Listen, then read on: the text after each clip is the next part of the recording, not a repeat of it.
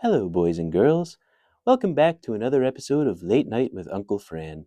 The time is currently 4 p.m. Eastern, and I've got the Ultimate Fighting Championship taped upstairs.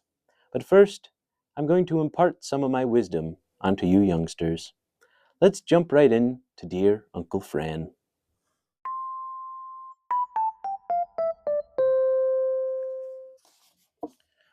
All right, our first letter today comes from Jeremiah of Albuquerque, New Mexico. Dear Uncle Fran, I recently took a testosterone test and was bummed to learn that I ended up on the lower end. Although I'm glad to finally have an explanation for my lowered confidence and extremely abysmal athletic ability, I am bummed to learn that I am lacking manliness. I don't want to resort to injections, but I fear that may be my only option. Do you have any advice for me, Uncle Fran? How can I rebalance my man levels? Signed, Jeremiah. Well, hello, little bullfrog. I'm sorry that science has recently proven you to be a little bitch boy. Back in my day, we didn't take testosterone tests, no. Me and the fellas would wrestle behind the dumpsters. We'd tussle in nothing but our dunkaroos, and we always knew who the alpha male was because he'd have us pinned down and be salivating over his victory. I don't think you quite have the ability to be in that position, Jeremiah. What I recommend you do is shoot up some tea, slam a 30 rack, and hit the streets and find someone that you can beat the holy hell out of with confidence. I recommend a child or maybe a local grocery store employee. If that doesn't have a luscious fur of hair on your bosom by December, then frankly, I don't know what will. Take care, little Jeremiah, and God bless. All right, well, our next letter comes from Helena of Tacoma, Washington. Helena writes, Dear Uncle Fran, my bitch mother is charging me rent. I live here, and she decided that she's going to charge me $400 on the first of the month if I don't get a job. I don't understand. I wash the dishes, I do my own laundry, but Mama still wants to charge me rent. What can I do, Uncle Fran? I can't afford such a fee. Signed, Helena.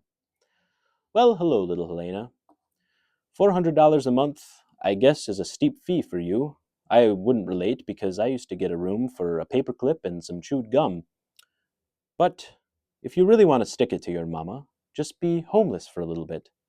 It's honestly more fun than you would think it is. You get to rat fight the other beggars for their spare change, and the world becomes your restroom. Or you could stop being a whore and go find a job. Honestly, $400 is chump change compared to what I would charge your whiny ass. I hope this helps, Helena. Good luck and God bless. All right, well, it's time for our final letter of the evening. This one comes from Gerald of Oklahoma City.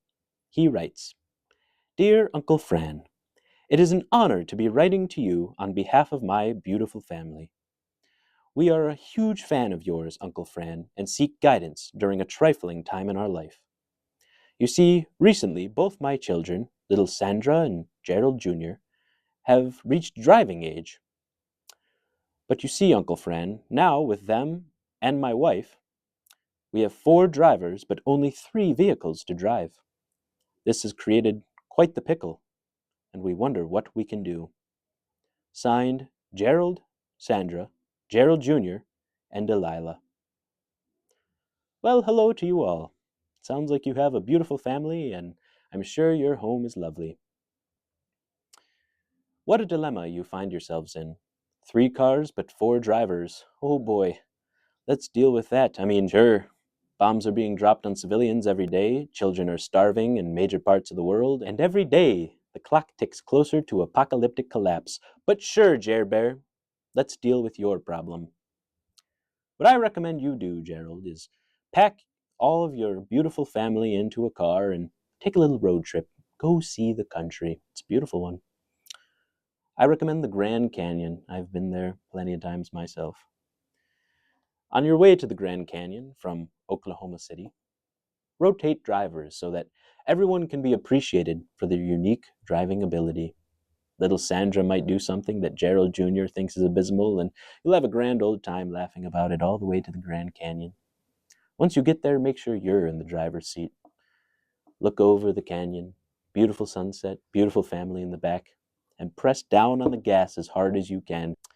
You'll be doing the world a favor, Gerald, you and your spoiled children.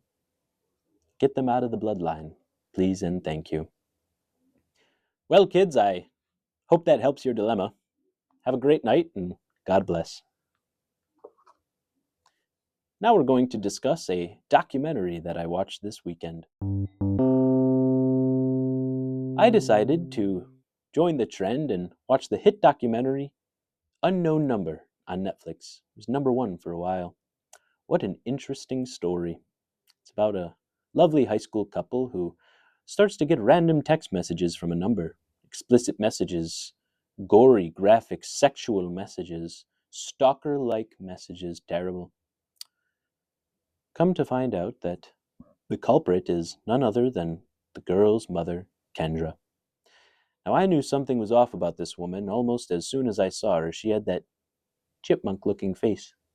I can't even do it. Kendra. But I couldn't believe what I was watching, Kendra told her daughter she had a flat ass. She told her daughter that her boyfriend wanted BJ's in the back of the parking lot. She even told her daughter to kill herself. Now, I appreciate the spirit, but I thought it went a little far. I thought the story was good, but not really rewatchable. It's a good one-time watch, and for that reason, I give it a solid 8 out of 10 stars. All right, well, that's the movie review for this week. Next, we will hear from my good friend Bert.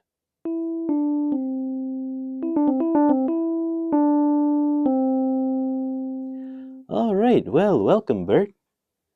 Oh boy, look how happy he is Hi, today. Fran. What's got you so excited, Bert? I was just thinking of when I was in my youth. Oh, that was long ago, wasn't it? It was 1947. How old were you? 5. Okay. So, I used to be really good at the scooters. My 4th birthday, my mom, she got me a scooter. And I was really good at it, actually. And I was one of the best in the neighborhood. They used to have races. And I was really good. I would win all All the time. right. Oh, so you would race all the little boys in the neighborhood? But yeah, it was the little boys and some of the little girls, and then there was just one retarded adult. Oh, Bert, you cannot say that. Oh, okay. Well, there's one adult that was cast out from the rest. Okay, that works. Anyways, I was the best. I was beating them all by a long shot until one time I didn't win. Oh, well, Bert, that's okay. We all lose every now No, and then. no. You don't understand. This wasn't just one time. It was more than once, Fran. Oh, Okay. okay. No. It upsets me to this day. I don't understand how I lost.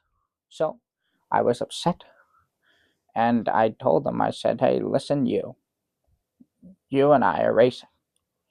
Okay. And he said, okay.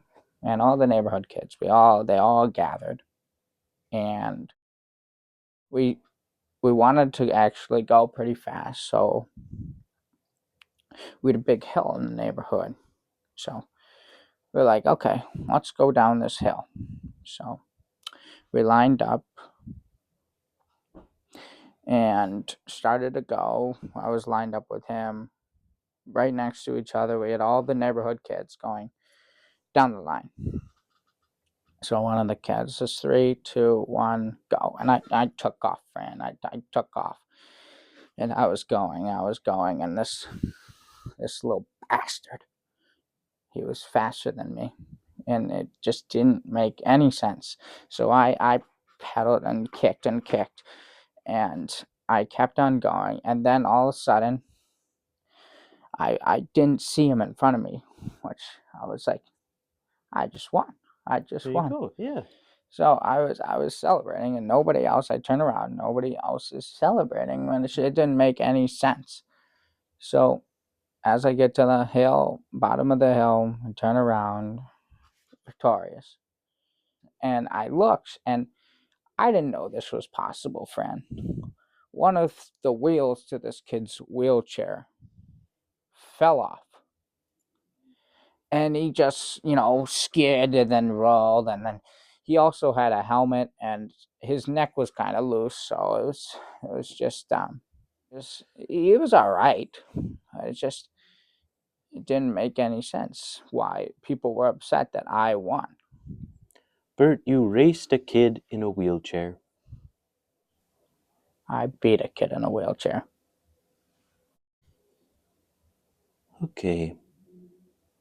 You know, Bert, sometimes it's very hard to be friends with you. It's tough to be friends with a winner. Come on, Fran. Well, I can't argue with that. All right, well, that's going to do it for us today with You want to know how I won? How'd You Win, Bert? I used my ultimate juice. Oh boy. Even that young, you were doping on the ultimate juice, huh? I was exposed to cotton candy at a young age. I was 2 weeks out the womb. I was microdosed with cotton candy. So it keeps me active. That's why I'm so active at the ripe age of 82.